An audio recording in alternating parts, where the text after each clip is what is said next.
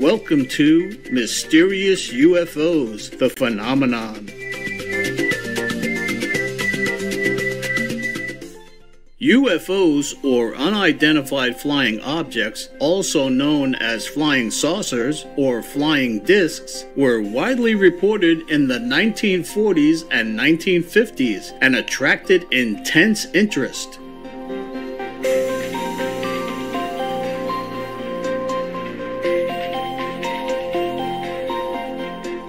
However, various studies have concluded that the phenomenon is not worthy of scientific pursuit, and the topic even gets ridiculed by the media and members of the public. In our presentation today, we'll take a look at how the 2020 documentary The Phenomenon challenges the public's perception of UFOs with never-before-seen footage and extensive interviews with eyewitnesses, experts, government officials, and high-ranking members of the military. There are cases that are not explainable in conventional terms. That have been made by credible observers of relatively incredible things. When you got right up to it, it lit up. Was this a warning? Was this an attempt to communicate? Felt scared. I was running and playing, and then I saw this maroon color in the sky. It was not anything from this earth. He was looking at all of us.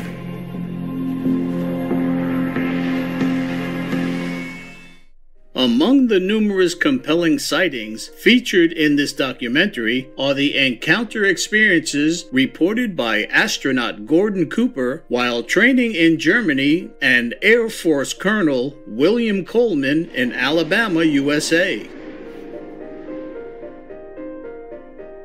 In northwestern USA, airline pilot Captain E.J. Smith jokes about aviator Kenneth Arnold's reported sighting until he too becomes a witness a few weeks later. Evelyn Trent from Oregon, USA sees a UFO in her garden on May 11th, 1950 and alerts her husband Paul, who takes 2 photographs. Named the McMinnville UFO, it becomes a global sensation and the photos are published in newspapers across the nation. I looked up and saw this thing in the sky.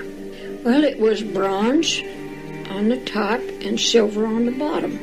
I would say right around the size of a big parachute, maybe a little bit bigger. When she caught a glimpse of this strange object, she yelled for her husband Paul to bring the camera. And he took the picture of it as it was straight, and then as it tipped, and just, I mean, it really went. It went fast. Then, in July 1952, a group of UFOs are spotted 3 times over the Chesapeake Bay and Washington, D.C. area of the USA, dancing through the restricted airspace and disappearing quickly when interception is attempted. One of the pilots reported that he did see a group of lights, and he flew towards them, and they appeared to be all around him. Then they moved off according to the ground radar and his report. In 1964, police officer Lonnie Zamora in Socorro, New Mexico, USA, not only sees a big white object sitting in the arroyo, but also 2 small figures walking around the craft dressed in white overalls. Lonnie gets out of his car just 50 feet or 15 meters from the UFO. One of the 2 figures looks straight at him before they fly away. Lonnie can feel the heat.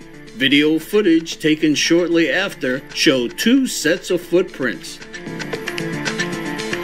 Maybe they're trying to communicate. They were reaching out to us. There is an immense array of unanswered questions and an urgent need to get to the bottom of it. The public has a right to know. My gosh, look at this thing. The question is no longer if they are here, but why. What are they doing? What do they want from us? What are their motivations?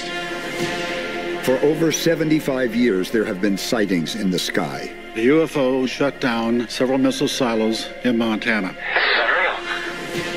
Thousands of witnesses worldwide. It had to be a data collection. I'm sure they scanned the warhead. Just kind of hovering there. It never changed its longitudinal axis. And then it goes poof and it takes off the side. And high-level cover-ups. The government was covering up what happened at Roswell. Hiding these dark secrets. I was told there wasn't anything there when I knew there was. Loving viewers, let's send friendly thoughts to the other life forms in the immense cosmos. We'll be right back here on Supreme Master Television.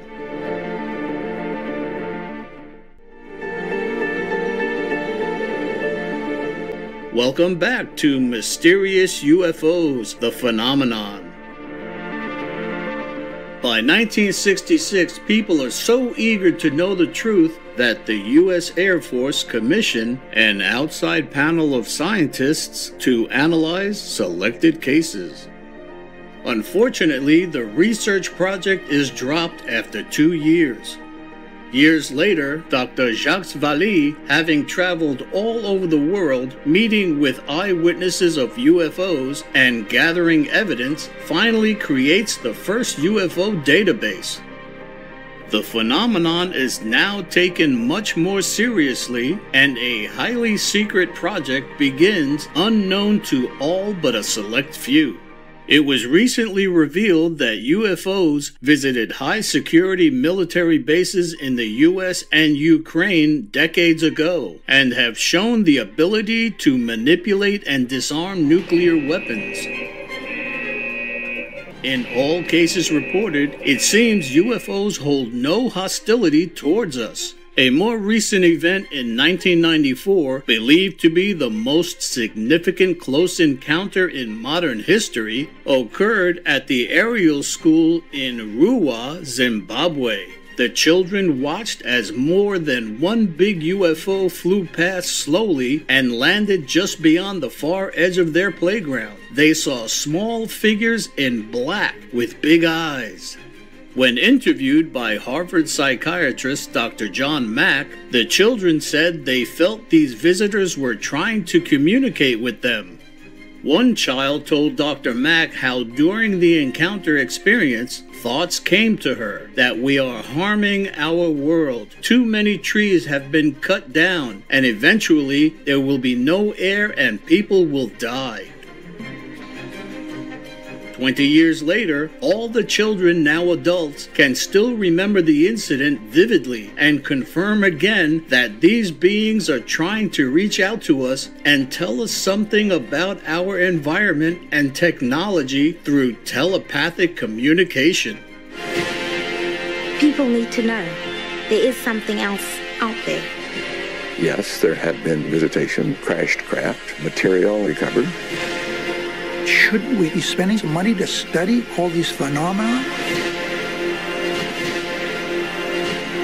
They were trying to communicate, trying to tell us something. Now it's time to tell people about it.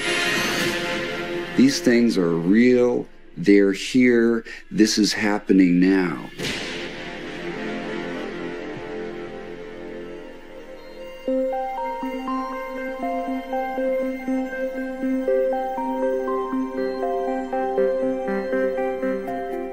In 2010, Supreme Master Ching Hai answered a question about UFOs. Lately, there seems to be many more UFO sightings. Is there a reason why they seem to be more prevalent in some countries than others? Do the aliens have a reason to choose these countries over others? Yes. Recently, our planet is in trouble, you see, in danger, in urgency. So they always come to try to give the blessing or to avert some disaster, whatever they can, you see. Be it comet or earthquake or typhoon, without their intervention, we would have been done for, okay? Yes, Master. And some may be there in those different countries because maybe those countries needed to see them more to believe that they exist. Or they needed more help in those countries. Yes, okay? I understand. Those country people are more receptive, more easy to accept their presence. And now they come more because they have been spreading their information of their presence all over the places. So they dare to come a little bit more. Before they would not dare. So they come before a little bit here and there to spread out that information. Yes, and now they feel they could come more now. Also because of the urgencies of our planet. Okay? Yes. Because now it's safer for them to let us see them. Also now we are more accepting of their presence due to information about UFOs on the internet, in books, and government help to release many of the UFO facts. So the people are more open now to their existence. So they feel more easy to come to help us in any way they can. Yes? Yes. They love us, no end. They love us, no end. They wish that we also as developed and as knowledgeable about moral standards like they are. They try to help as many ways that they can. They help us much, much, much. We have to thank them also. With their technology, they help us to avert as many disasters as they can. Even individually, they help to rescue many people who doesn't even know that they're rescued because they're unconditional. Without their intervention, we would have gone. The planet gone, people gone, all gone. Wow. They're trying to help us so that we can hang on in there so that we may wake up and help ourselves. For more information on the phenomenon, please visit thephenomenonfilm.com. The Phenomenon is a fascinating film that shows us there is so much more in the universe for us to explore, discover, and learn from. Noble viewers, thank you for your gracious presence today.